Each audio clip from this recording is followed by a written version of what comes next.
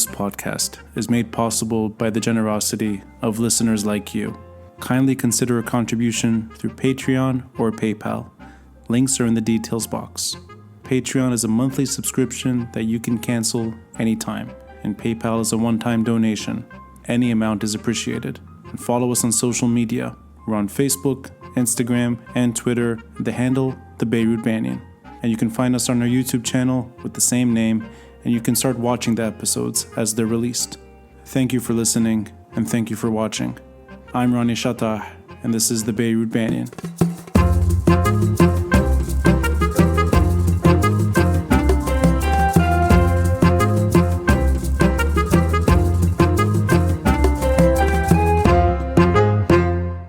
I know I'm in good company when I can reach out to someone at roughly 1:30, 2 in the afternoon, and have an episode within a few hours. And it means a lot to me that I can simply just request your mind for a few minutes. And it occurred to me that I was thinking about the 10-point plan that we discussed back in February. And then it sort of struck me. It's like, yeah, you wrote a piece talking about that perspective today, looking back and seeing exactly what went wrong. And I remember our early conversation was fairly optimistic about the outlook, political and economic. It was measured, but we still had some hope back in February. And I think it's important to note February 2020 feels like ancient history compared to November 2020. And everything that could go wrong went wrong. A lot of it is not necessarily, a lot of it is just the worst tragedy one could imagine. The blasts in August, and then COVID shutting the world down. But then I thought, you know what? Let me speak to somebody who gave me some hope back in February, and you're the man. So with that, Amer, it means a lot to reflect, and also maybe we can start with just your broad personal take on the paralysis that we've been experiencing, not since February, not since October, not for the last few years, but really since Hariri became the designated prime minister. And then there's been deadlock in maybe ways that are new. We have geopolitical concerns, Gibran Bassil sanctioned, but we also have the gridlock and the deadlock that we're familiar with, that it always takes time for a Lebanese government to form. And this type of deadlock couldn't come at a worse time. So just, we can start from there. Do you think that we're in a stage of paralysis for the time being, and that things are going to be like this for quite some time? Or is there any optimism? Before we jump into the piece and before we jump into your recent article, just your own emotional maybe perspective on where things are. No, I mean, it's less emotional and more factual, right? I mean, we do seem to be completely stuck in a very disturbing and potentially fatal quagmire where nothing is moving, and the cost of not moving is scars, and the scars will be with us for a very long period of time, potentially fatal, potentially troubling in a very serious way. And there's a perfect storm, right, for why this paralysis is occurring. Multiple reasons, all of which unfortunately seem irreversible for now. Eventually, hopefully, things could change. But for now, you have a political system that is completely stuck and unable to come to a collective decision making. Literally, so it's a very atomized political system that just cannot come to an agreement. The interests of the many dominates the interests of the one, the nation. Yes. You have an element of to be polite, incompetence, right? Not recognizing how serious the situation is, and as a result, unwillingness to, since you don't understand how bad it is, you don't want to do anything about it. Yeah. There's also an insidious angle to it, which is, you know what, and we'll talk about this later on if you want. The paralysis is not necessarily counter to the interests of the decision making. It probably arguably helps them, right? Because it just pushes the burden elsewhere.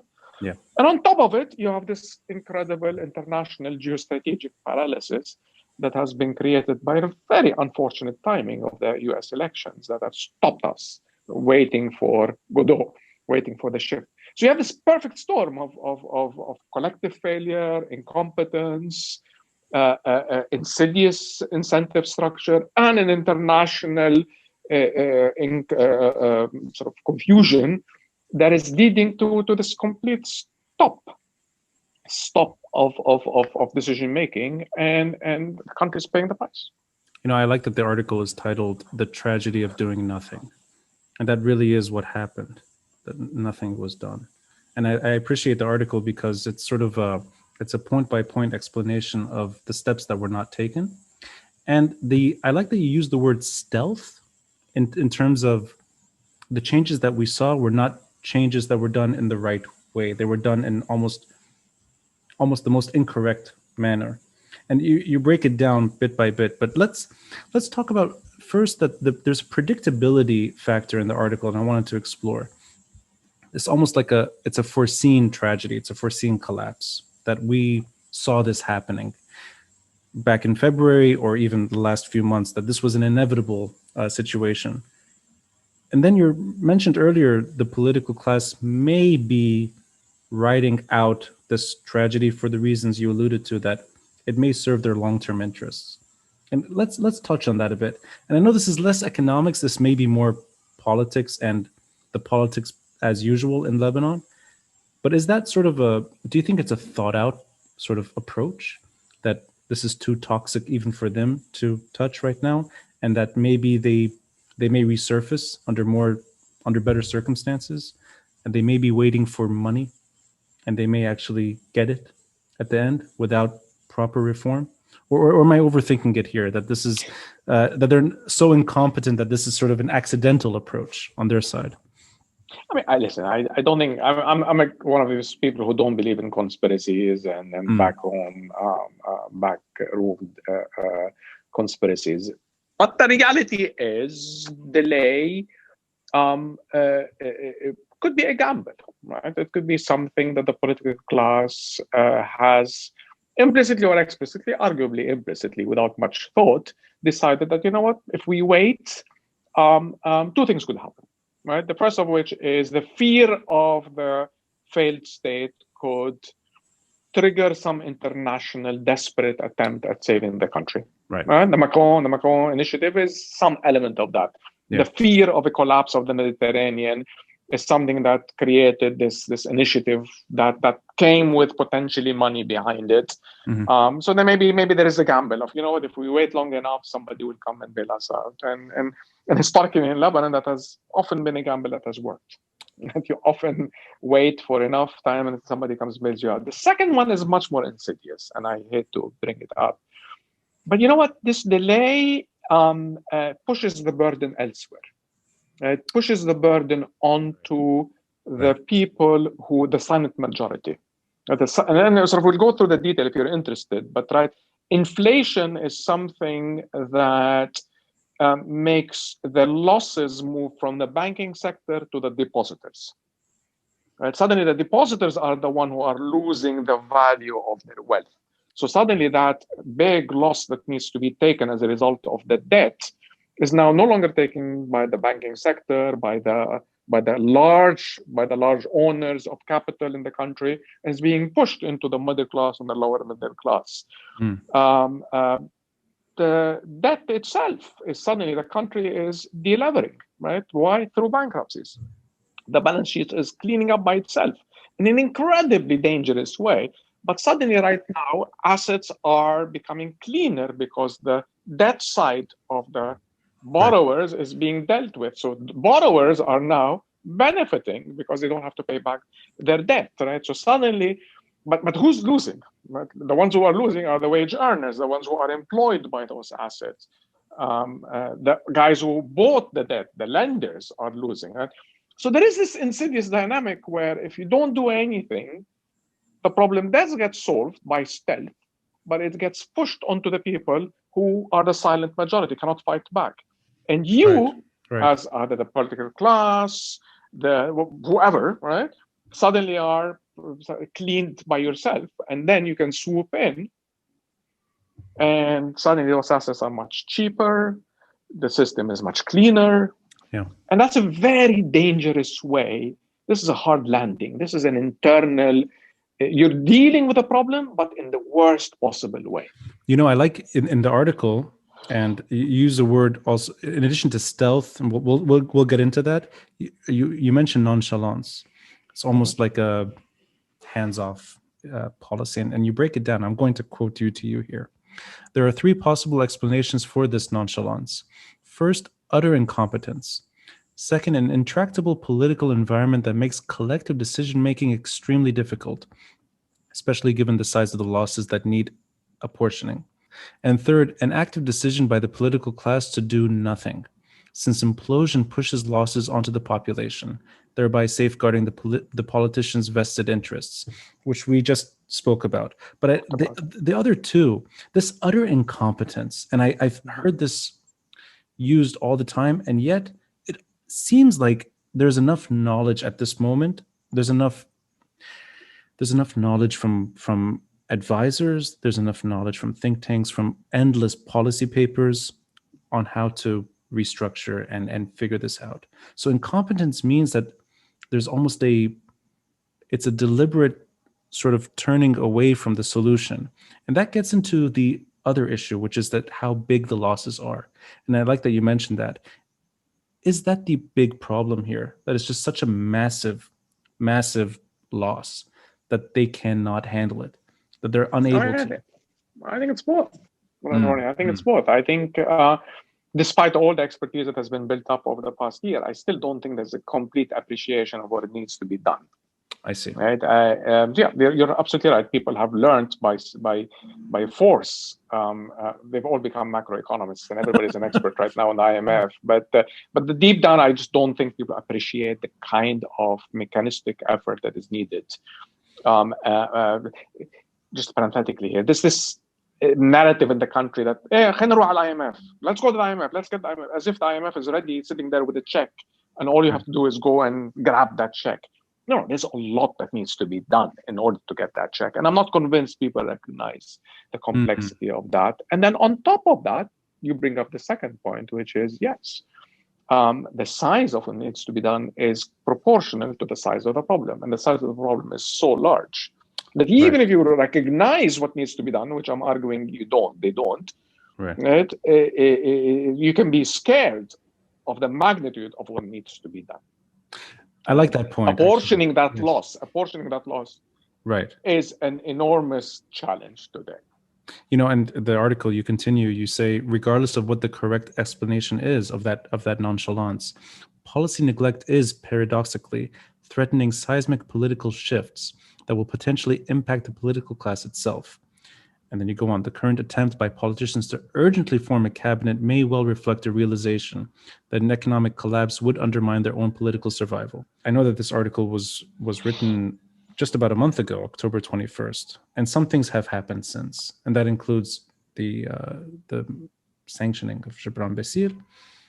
And I know that probably contributes to the inability to form a government.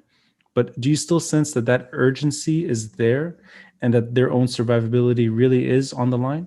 Because the reason I asked this fairly broad question is I had conversations with IMF negotiators on the Lebanese side, Henri Shaoul.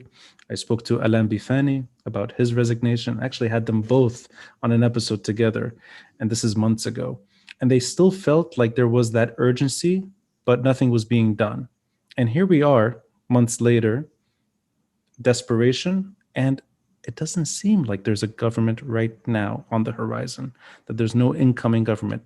And I mean, this is maybe more speculation than anything, but is everyone just sort of betting on what you said earlier, that at some point, Macron, the IMF, some money will come, that they don't really have to do much?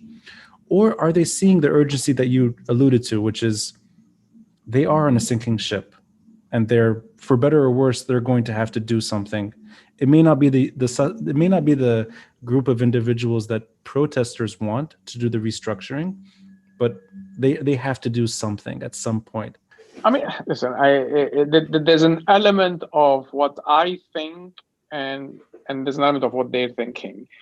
I actually am completely convinced that the seismic political shocks that are being created by the economic collapse that has happened or will likely happen even further from here will have implications that are massively negative for the political class itself. The political class itself will lose from the economic collapse. But at the same time, and I do think that increasingly they see it that way. I mean, I think in particular, Prime Minister Hariri in particular understands that. I think Prime Minister Hariri is one of the few people who recognizes that the cost of the delay is a cost that is going to be. He internalizes the idea that the system is shaking and is extremely vulnerable. The problem, however, is not that. I think the problem is they cannot collectively come to a conclusion. The decision making that needs to be done in order to form the government is just proving to be impossible, given how atomized the system is. I think there's still some hope deep down that if we wait long enough, somebody will come and bail us out as well. So and there's always this also. Let's wait until after the U.S. elections. The rapprochement with Iran will open up the oxygen. But none of this contradicts the idea that I personally think the waiting is costly for them, and I think some of them do recognize that already. It's interesting. So it's catch-22 in a sense. It's collective decision making that is Lebanon's sort of DNA, and that they're unable to get there at the same time because the losses are so big. So that explains, in a sense, why paralysis is so long-term. It's not a short-term issue. And I enjoyed the piece also because it makes somebody who's fairly amateur in economics understand what's been happening on the ground. And you elaborate on 4 points. And I found it quite interesting that you're able to see positivity happening for the wrong reasons. And that's where stealth comes in. Let's talk about them one by one. And the first is balance of payments. And in balance of payments, you say the balance of payments is indeed adjusting, but only because the society's income and wealth are disappearing. So in other words, it's being fixed. It's just the absolute wrong way. It's that society's paying the price, which is what you said earlier. And is there any consideration on that front that this is? So Ronnie, let me, if you don't mind, actually, I want to bring in a metaphor. I want to bring in an imagery that I use to frame the conversation, which I think resonates with some people, which it could be a nice introduction to the discussion about the balance of payments, right? Which is that an economy is like an organism, like a living organism. It's like a body, right? Yeah. And when the body gets shocked, but with a disease, with a virus, with corona, right? Two things could happen. You can either give it a medicine, right? You can either deal with it in a proper way, take it to the doctor, and it could be a painful medicine, right? It could be something that could, God forbid, in cancer, you lose your hair, you lose your immunity, but eventually, touch wood, you survive. The alternative is you let the system fight itself, the medicine, right? Right. And in Lebanon, we clearly are not doing the former. We clearly are not taking the patient to the doctor. What we're doing is we're letting the system deal with the problems itself, right? And that's exactly what the system is doing. The system is cleaning itself by raising its fever. The problem, and this is how I conclude, and I want to conclude, is that, we're cleaning ourselves by a high fever, but sometimes fever kills you. If your body is weak, if you're vulnerable, you can't afford the self-auto-adjustment, the auto-cleaning.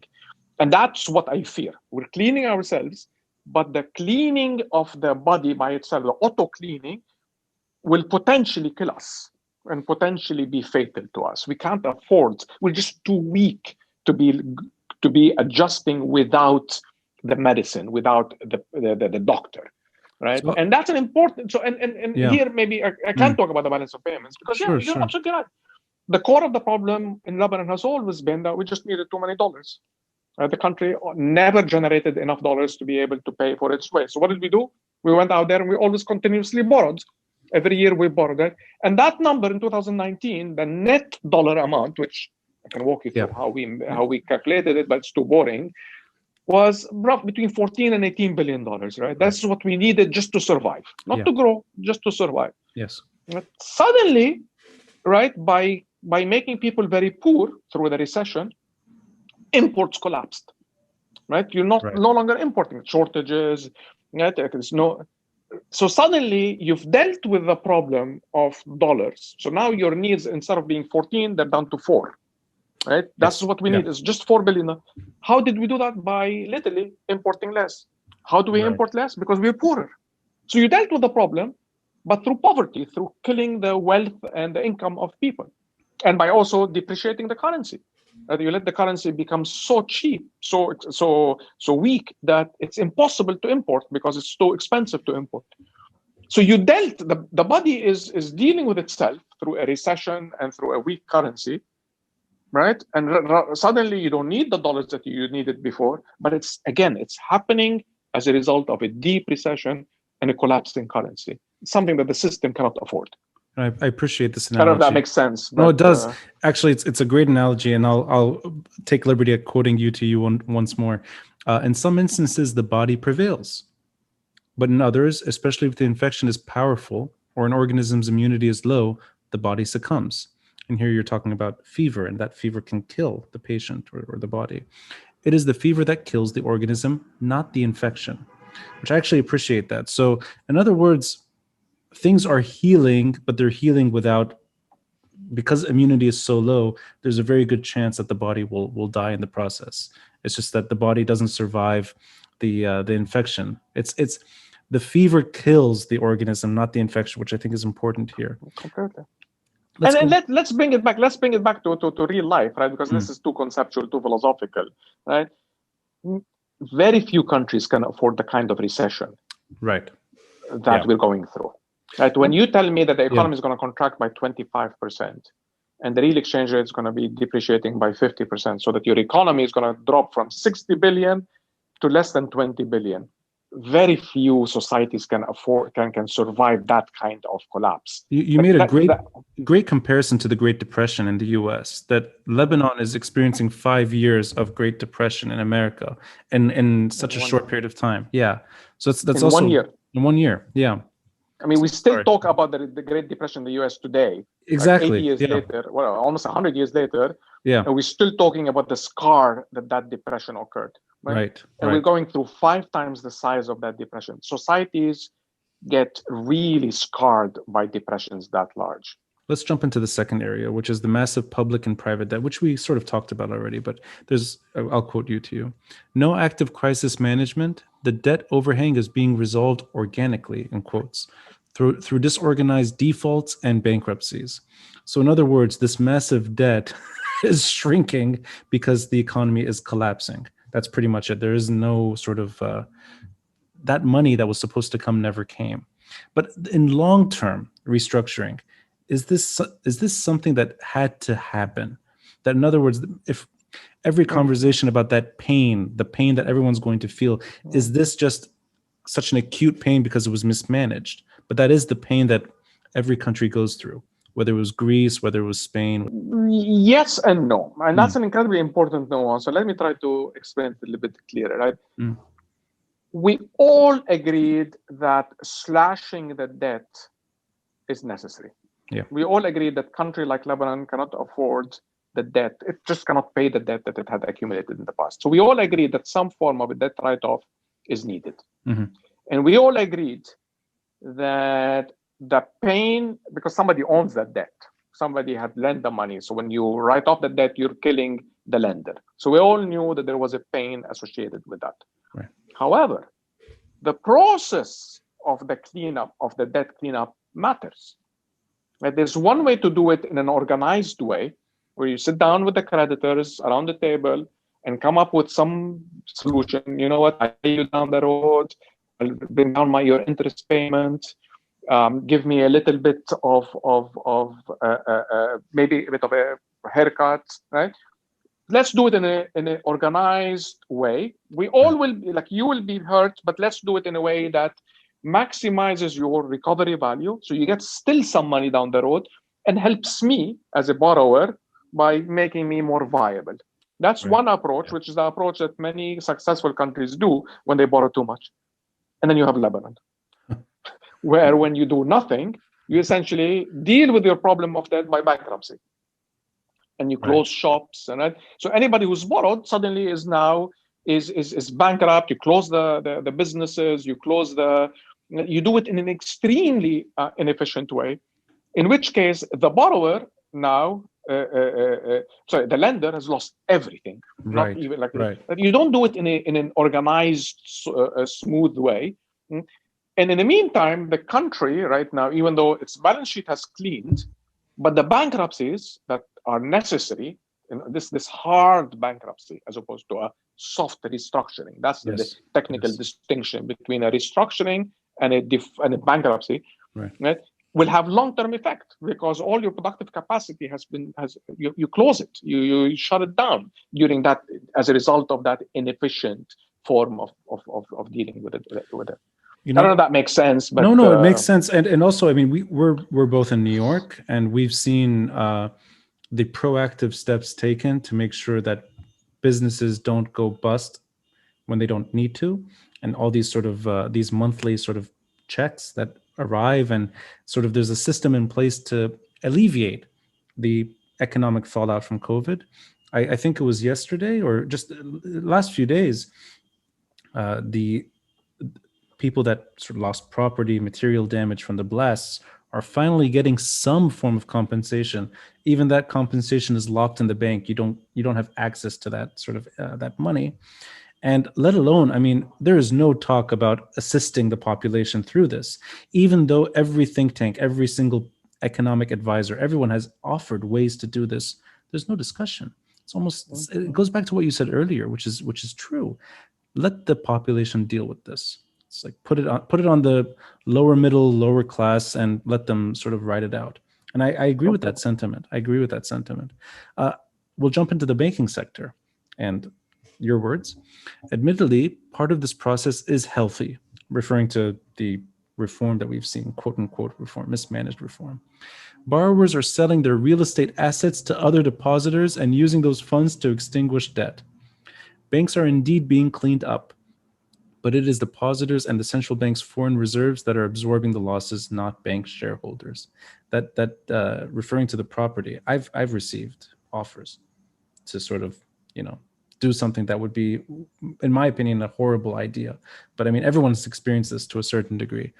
Real estate, real estate, real estate. Put your money in a safer place. And the banking sector trying to survive. And may well be that few banks do not survive. But with that said, was this an inevitable situation that because things were so bloated and because the banking sector was not really what people thought it was, or at least the myth about Lebanon's banking sector was sort of shown what it is, that you would need to have some form of process, I guess, with borrowers? Yeah, listen, consolidating the banking sector and shrinking it down to a size that we as an economy can afford, which is really at the core of your question, is what we need to do. Lebanon's banking system was just too big, right? No country in the world had at its peak, 450 percentage points of GDP. The size of the banking sector was more than 4 times the size of the economy. No country in the world has that, right? Four times, really? 4.5 times, yeah. No country in the world, right? And the reason behind that was straightforward, right? We needed to borrow in order to satisfy our needs, our economic needs, and we intermediated that borrowing through the banking sector. So the banking sector would borrow money through non-resident deposits and lend that money to the government and to the private sector, and the interim became metastasized into this giant cancer, right? So some form of a consolidation is absolutely necessary, right? And the kind of consolidation that you're referring to, I don't want to get into too technical detail here, but the whole idea of I sell you my deposit, you use my deposit to pay your debt to the banking sector, and in the meantime, you give me I'll give you a piece of property, is not a bad idea. It's not a bad thing. It's actually a relatively healthy way of netting the system, right? That doesn't worry me. What worries me much more is another process that is going on, which is the effective lirification of the deposits. That worries me much more. Right. So what's happening here is that you're going to Ronnie and say, Ronnie, you have $100,000, right? In the banking system. I'll give you the $100,000, but in lira. Yeah. And I'll give them to you at 3,800 or 3,900 lira per dollar. Right? But in the meantime, the exchange rate outside is at 8,000 or 9,000. So you're effectively it's a haircut. You're haircutting yourself. Right. You're haircutting yourself. You're accepting a haircut. And who is funding that haircut? It's the central bank who's printing the liras, giving it to the banks, and the banks are the ones who are giving you the lira, right? So that's the process of lirification that is playing out, and that's a very dangerous game. So that's a willingness lirification. It's almost like that's better for me because it's safer, but that's still a. But you're losing 60%, 70% of the deposits, right? So yeah, the banks are cleaning. The deposits are coming down in real terms, in dollar terms, right? Yes. They're paying the 100 at 35 or 100 at 40, whatever. So their liability is being shrinking, right? Yeah. It's shrinking, and you're willing to take that hit. So suddenly the bank now is happy doing it because the depositor is taking. That process of consolidation really, really makes me feel very uncomfortable. That's a very insidious way of dealing with the banking system problem. There is a much better ways than this way. Can I just ask you about the discomfort? Is that because the banks are going to lose out more? I mean, where's the discomfort from? If somebody's the depositors are losing. The depositors, right? So they're doing it, in other words, without. I mean, they're willingly losing money. That's the discomfort. That the depositors are willing to haircut themselves because they feel. Yeah. They feel that 35 cents on the dollar is better than 0 cents on the dollar. So I understand that. Right. Yeah. But there are better, more efficient ways of dealing with it, right? You could first of all, you need to wipe out the shareholders. Like this is a process where the shareholders are sitting pretty. Right? The shareholders at this point, you're pushing all the loss onto the depositors. So if you're a bank shareholder, you're very happy because now all your as a shareholder, you're borrowing from people, right? And now you're paying them back the deposits at 35 cents on the dollar. You're very happy. So it's really it's the small deposits that are going to get hit hardest in that sense because they're rushing. I would rather do it there's a more systematic way of doing it. Choose the big deposit, not the small depositors. Tax them in a way. If you need to touch depositors, tax them in a transparent way. Maybe claw back the interest payments that they had paid in the past, as opposed to there are more efficient ways. Bring in fresh capital to recapitalize the banking system. There are cleaner ways of dealing with the banking system than the way it's being dealt with right now. The way it's being dealt with right now is that it's pushing all the pain onto particularly the small depositors. And then that I find... Yeah. The burden goes on them to try to manage their savings on That's exactly what you're doing. That's exactly what you're doing. And instead of so there are better ways of dealing with the banking system than the way that is being dealt with right now. What I find fascinating, though, I'm sorry to beat this a bit, but the better ways have been discussed so much, and then they're not there. I mean, they're not being implemented, which is this real tragedy. The healthier options are ignored. For all the reasons we're talking about, but it's and that's why I call it the tragedy of doing nothing. I love the Arabic translation. مأساة التقاعس. Okay, it sounds harder. No, it's just exactly. It feels مأساة التقاعس. It's so sad. Just first world issues. The one device runs out of battery, but there's internet, so we go into another device. Now we're on the laptop, and you look perfect. I love the background. I love we have different angles for this episode. So yeah, exactly. Maybe we should do a few more when every device. Yeah, exactly. I can show you the window. Yeah, we'll get a full tour. Yeah, exactly. So I apologize for that brief interruption, but I'll just let's go into the last item, which is public sector, and we talked about inflation a bit earlier. And I'll quote you. Inflation, itself reflecting irresponsibly loose monetary policy, has dramatically reduced the real value of civil servants' wages and pensions, and more broadly, public spending on goods and services. Here again, an original sin is being dealt with by stealth, but in a way that is impoverishing the middle class and society at large. Now, the whole inflation subject, I had a conversation recently. We were wondering, had there not been, remove October 17, remove the economic crisis, going back to the 1,500 thing, what was the actual value back then? If you had to actually let the lira float earlier, what would the actual number be? I mean, we were trying to guess what the value was prior to this, prior to actual inflation. And we kind of went back and forth on this, and we settled on 4,000. Does that sound right to you? That the honestly, this is a slightly separate conversation because at this point, history is behind us. But I'm just curious in terms of the number where it is now and where it was before, because we all know that 1,500 was not measuring. It's really massively overvalued. The fund, the IMF, had actually estimated the extent of the overvaluation at that stage. Right? And I think the number was 60%, which would take you to that 3,500 kind of level. Okay, so it was upwards, at least based on that IMF statistic prior to the collapse.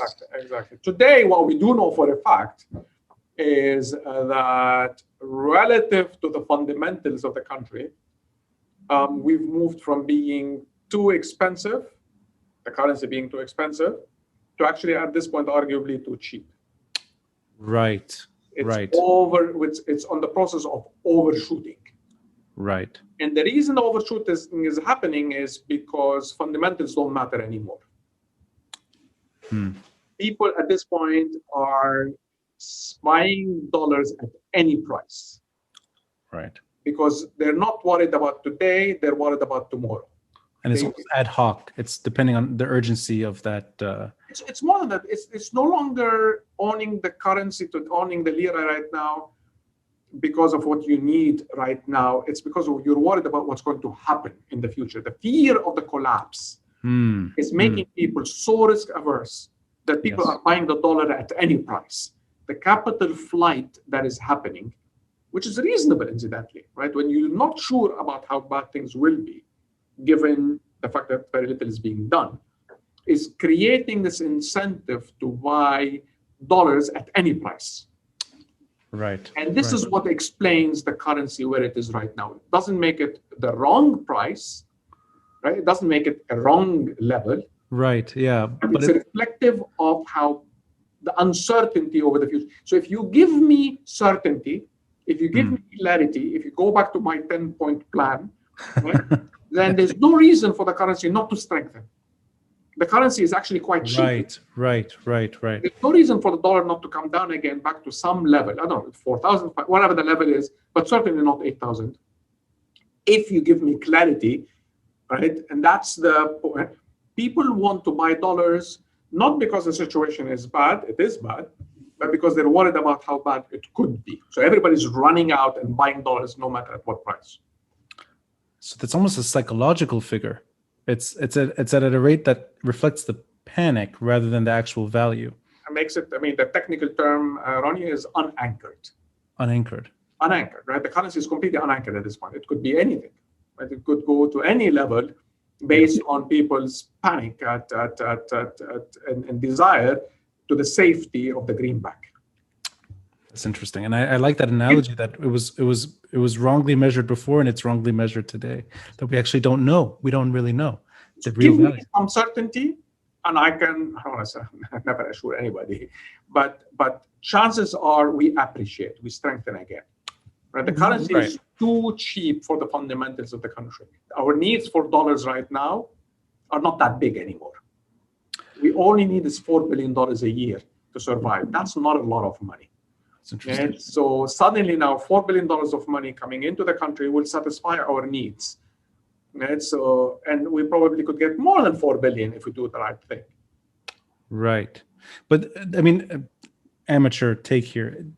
Is it optimistic to assume that the lira will reach its forecasted value prior to the collapse?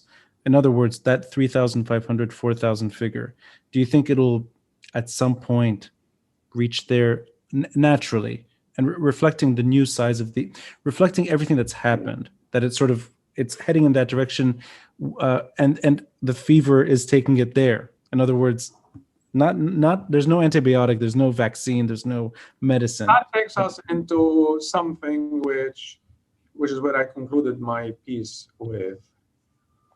And it's an important philosophical point, and I'll try to make it a little bit more internalized. That process of cleaning up the system is creating scars that are very long-lasting. Right.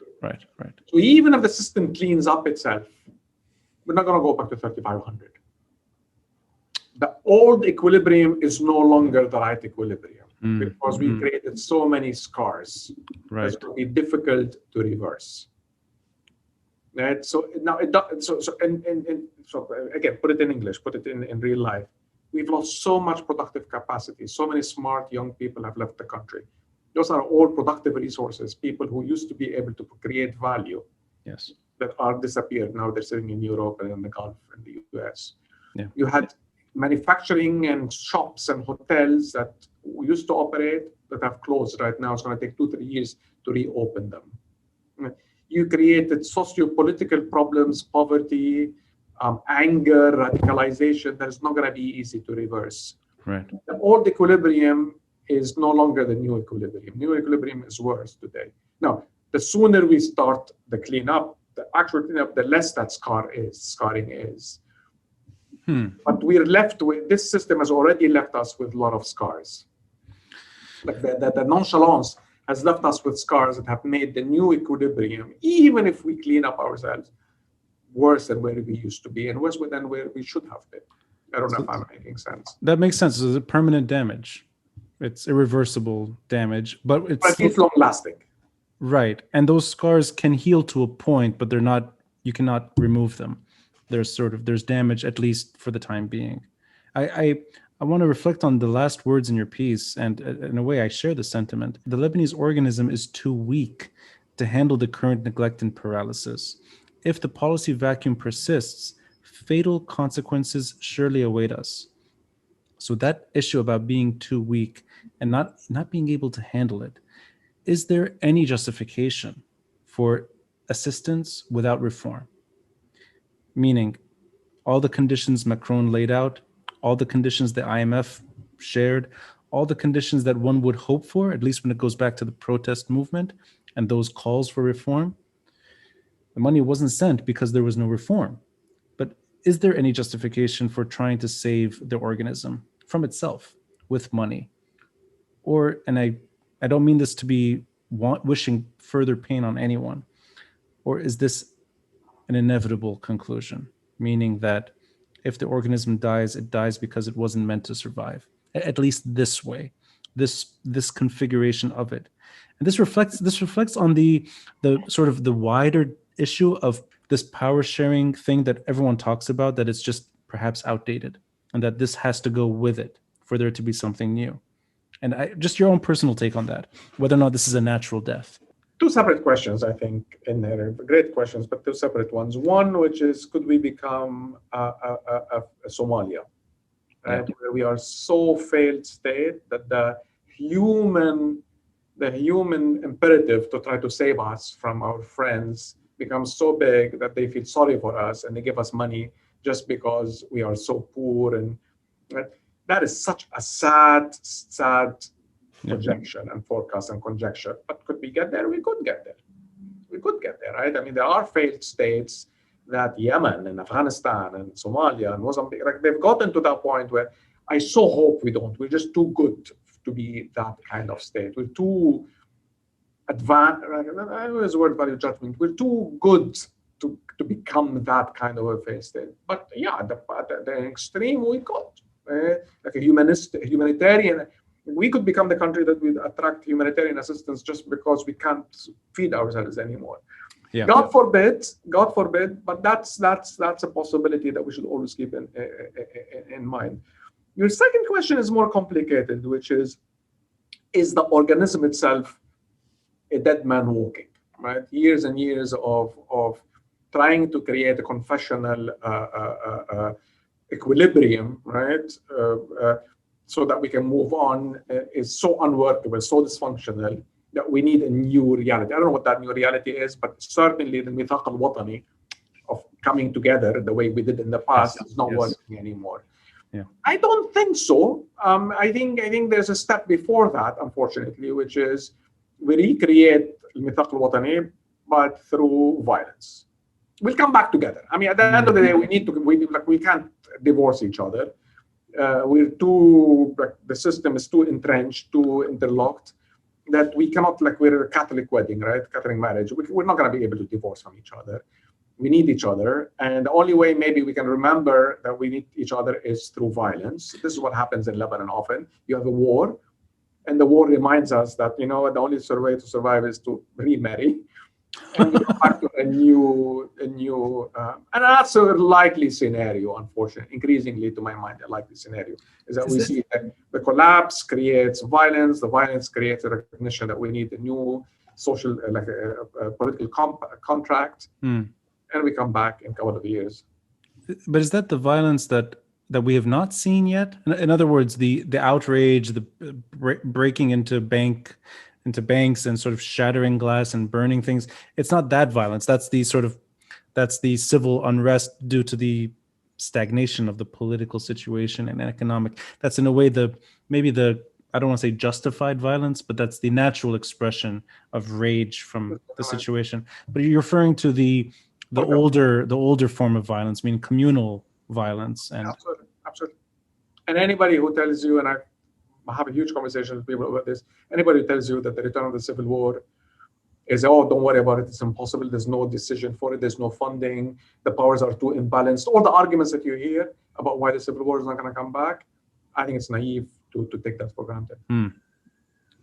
We've had these episodes in the past multiple times, and the incentive structure of this complete chaos often creates the incentive for radicalization, armament, right? So rearmament, and that over time it becomes organized violence.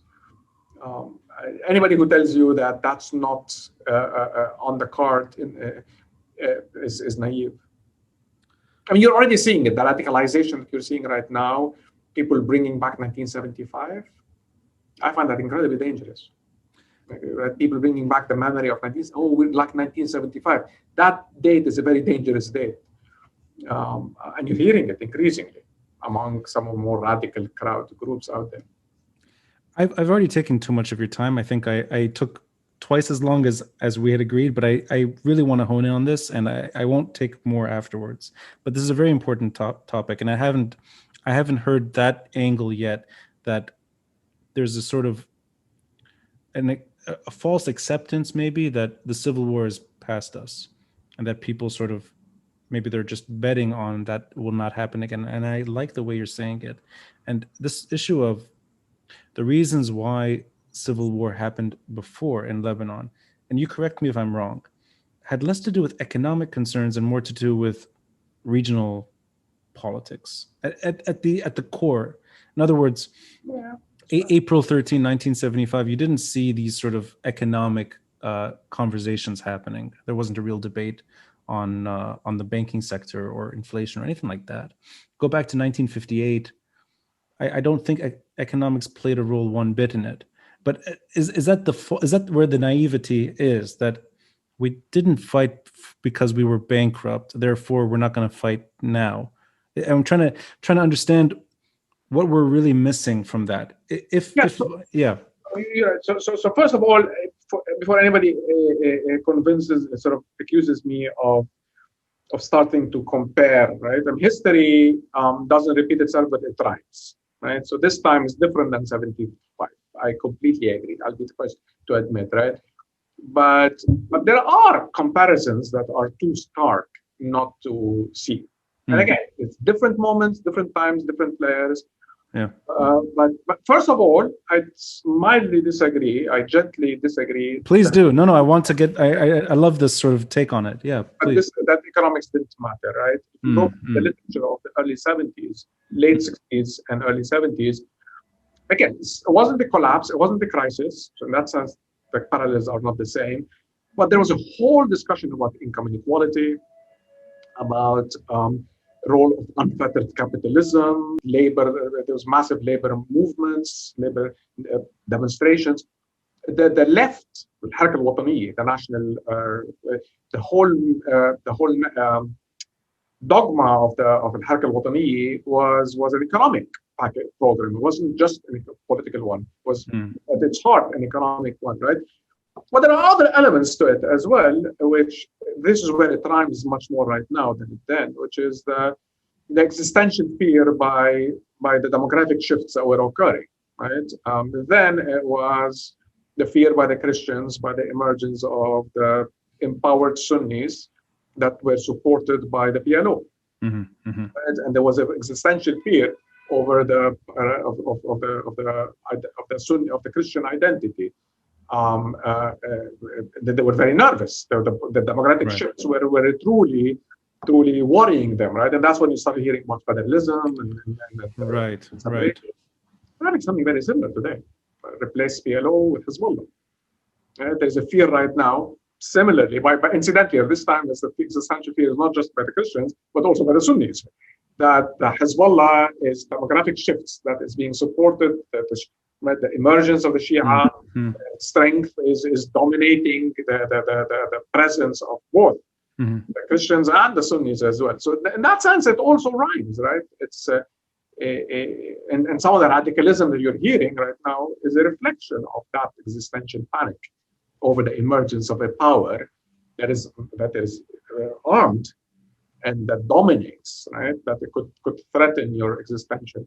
Can I pick your brain on that issue though? Would you say that is a more that is a more pressing concern for at least communal violence, intercommunal violence, than the economic collapse? Because I'm trying to understand why, if I'm going with what you said earlier, why there hasn't been renewed civil war. Because if anything, all the conditions are there. Everything is ripe for it. And I think I like what you said earlier again about being naive. I agree that people don't really admit that this is a very real scenario. But at the end of the day, civil war did not happen again. And one would expect from everything that has happened, the political front, economics front, and everything, that you would have had a tearing up of the country by now. But that didn't happen. And that includes the economic collapse. So I'm just trying to understand, and if history rhymes, the way you said, doesn't repeat, but it rhymes, are we seeing just a very slow moving situation where it's just taking longer than it did before, but we may actually inevitably get there again because there are things that are happening which reflect why Lebanon broke apart before? So first of all, for the record, I am not predicting a civil war. No. Yeah, of course. That the hope that we all have is that we get our act together and that sure. are occurring right now post-American elections could create a political opening for a new government. I'm still hoping that this is how we go down, right? Sure, yes. All I'm saying is that political vacuum in the middle of an economic collapse is a perfect recipe for the return of communal organized violence. Your point about timing is interesting, but, and this I've thought a lot about this, it's not true that the civil war in Lebanon started in April 13, 1975.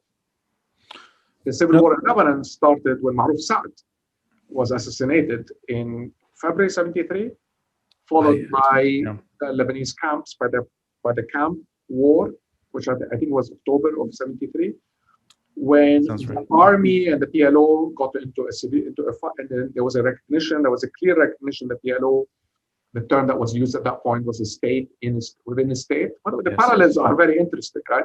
We were worried about state within a state and that you have two armed groups that are very powerful, the army and the PLO.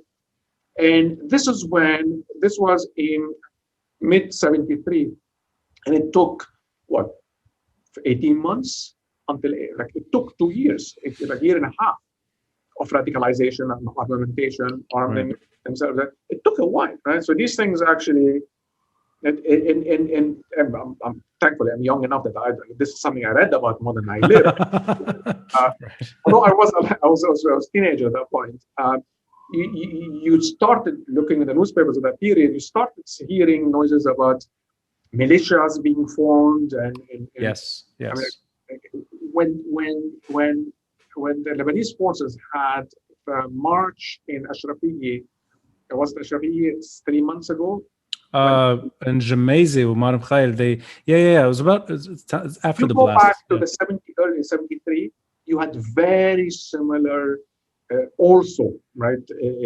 At the time, again, I'm not really forecasting anything. I'm not hoping for anything. All I'm saying is that you could see this becoming the dynamic that eventually. No, I so hope I'm wrong, of course, but I don't. Yeah, of course, that's the worst case scenario. But I appreciate you taking pre-Civil War factors into consideration, and we could go even further. I mean, the Cairo Agreement in 1969. I mean, maybe the fighting itself began in April 1975, but the years that led to that point are equally important. And I don't really think about that much. That the Cairo Agreement was precisely the moment when the Christians of Lebanon realized the PLO's presence is too dominant, that it's starting to threaten the equilibrium. Yeah. It eventually the army decided to take over, like the Jordanians did in 70 in Jordan when they took over. The Lebanese army tried to do the same thing, failed. That's when the Christians panicked. They started arming themselves. But that's the issue, and maybe it's worth another discussion actually later. That bring a historian. I mean, I'm actually no. I know we went somewhere that I think is quite interesting, because the reason I wanted to reflect a bit on it is that it's just I from my side, I haven't heard that perspective before about the economic factors being a very important contribution to the Civil War itself, which is worth pointing out because that is the story now. Everyone agrees that the economic situation is at its worst right now, but there is sort of an earlier chapter that may have actually contributed to the degeneration of the state, and maybe we're reliving aspects of that today. So no, I appreciate that lens. So 2 things. Number 1, you're kind to stay roughly half an hour longer than we agreed, so that means a lot to me. We got 2 views. We got the sort of the earlier paintings, and now we have the internal. I saw somebody walk in and then disappear because I think she may have thought that she's interrupting, which I really liked. A mask, the mask COVID, and then she just quickly got out of the frame. That was fun. I hope we can catch up sooner than later, and maybe if there's any finally some positive news, we can touch on those things as well, because I think Lebanon deserves a break, and I think this country has had enough pain. And like you said earlier, nobody wants that situation to recur. Nobody wants a renewal of violence, and fingers crossed that's not the outcome. But everything's in a state of flux, and I really hope that we have some positive news on the horizon. And hopefully one day we can do something like this in Beirut, because we've been doing it in New York, I think, a little too long. Maybe the next time we can do it in Beirut. Thank you very much. Amer, thank you so much.